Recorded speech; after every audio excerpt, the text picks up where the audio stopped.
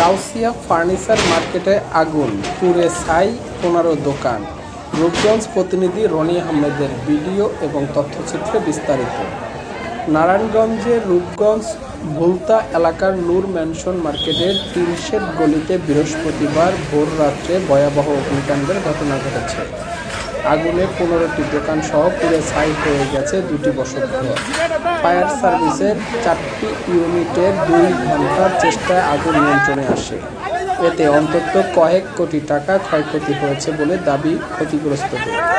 ২৫০০ fire service station officer Rabiul Alam জানান, বৃহস্পতিবার ভোররাত্রে ৩:৩০টার দিকে ভুলতা এলাকার নতুন নূর ম্যানশন মার্কেটের টিনশেড গলি বাচ্চু মিয়ার ভাঙ্গারির দোকান থেকে আগুন সূত্রপাত হয়। অল্প কিছুক্ষণের মধ্যে আগুন ফার্নিচার মার্কেটের মধ্যে ছড়িয়ে পড়ে। খবর পেয়ে ২৫০০ ও কাঞ্চন ফায়ার সার্ভিস ৪ ইউনিট প্রায় ২ ঘন্টা চেষ্টা চালিয়ে আগুন নিয়ন্ত্রণে আনেন।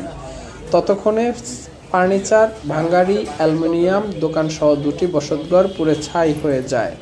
তবে এ ঘটনায় কোনো হতাহতের সংবাদ পাওয়া যায়নি। প্রাথমিকভাবে আগুনের সূত্রপাত ও ক্ষয়ক্ষতির পরিমাণ জানাতে পারেননি ফায়ার সার্ভিস।